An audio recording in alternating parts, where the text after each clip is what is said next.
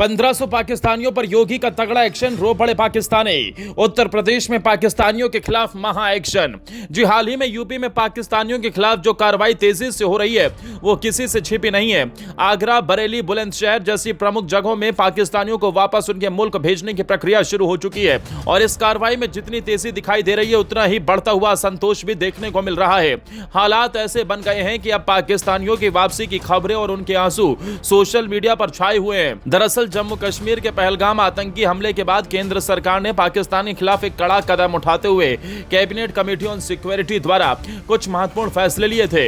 इनमें से एक बड़ा निर्णय यह था कि भारत में अवैध रूप से रह रहे सभी पाकिस्तानियों को वापस उनके देश भेजा जाएगा। केंद्रीय गृह मंत्रालय के आदेश और यूपी का एक्शन। इसके बाद केंद्रीय गृह मंत्रालय ने यह आदेश जारी किया कि भारत में पाकिस्तान से आए सभी नागरिकों के वीजा रद्द कर दिए जाएं। केंद्रीय गृह मंत्री अमित शाह ने सभी राज्यों के मुख्यमंत्रियों से बात की और इस दौरान उत्तर प्रदेश के मुख्यमंत्री योगी आदित्यनाथ से कहा कि भारत में आए पाकिस्तानियों की पहचान कर उन्हें वापस भेजने की प्रक्रिया शुरू करें। और जब बात यूपी की हो तो किसी भी आदेश का पालन तत्काल और प्रभावी तरीके से होता है। जैसे ही आदेश आया यूपी में कार्रवाई तेजी से शुरू हो गई, मानो जैसे सरकार ने पहले से इस कार्रवाई की पूरी तैयारी कर रखी हो। बरेली में 35, रामपुर में 30, बुलंदशहर में 18 और वाराणसी में 10 पाकिस्तानियों की पहचान हुई और इसके साथ ही इनकी वापसी की प्रक्रिया शुरू कर दी गई है। प्रशासन ने पाकिस्तान से भारत आए नागरिकों को चिन्हित किया और उन्हें वापस भेजने की तैयारी शुरू की। आगरा में जिन पाकिस्तानी नागरिकों ने विजिटर वीजा पर भारत आने का प्रयास किया था उनकी पहचान की गई। इनमें से 2 पाकिस्तानियों को तुरंत पाकिस्तान भेज दिया गया और बाकी 7 पाकिस्तानियों की जल्द ही पाकिस्तान के लिए वापसी की तैयारी हो रही है। इसके अलावा पाकिस्तान से लॉन्ग टर्म वीजा पर भारत आने वाले 43 पाकिस्तानी नागरिकों की भी पहचान हो गई है। इन पर भी कार्रवाई हो सकती है। अभी तक मेरठ, सहारनपुर और आगरा से कुछ पाकिस्तानियों को वापस भेजा जा चुका है और कुछ लोगों की वापसी प्रक्रिया भी चल रही है।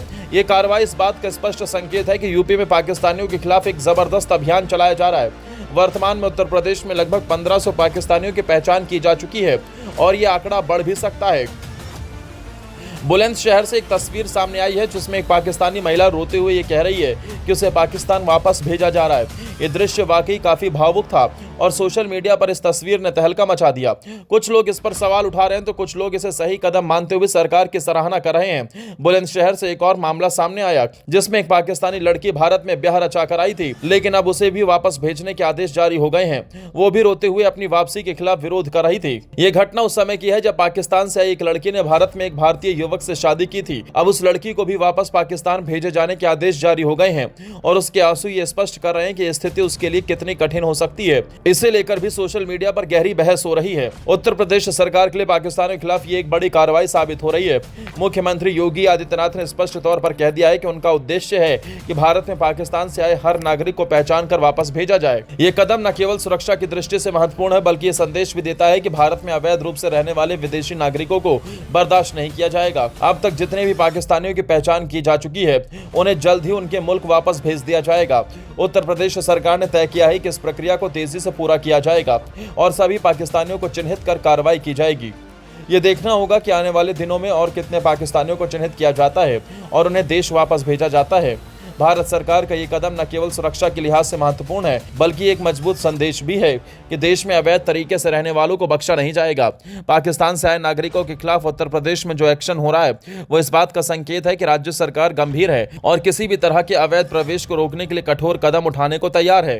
हालांकि इस प्रक्रिया के दौरान कुछ भावुक और संवेदनशील घटनाएं भी सामने आई हैं जिसने ये साबित कर दिया है कि ये मुद्दा केवल सुरक्षा का नहीं बल्कि मानवीय पहलुओं से भी जुड़ा हुआ है। फिर भी ये समय की आवश्यकता है कि भारत अपनी संप्रभुता और सुरक्षा को सुनिश्चित करने के लिए ऐसे कदम उठाए।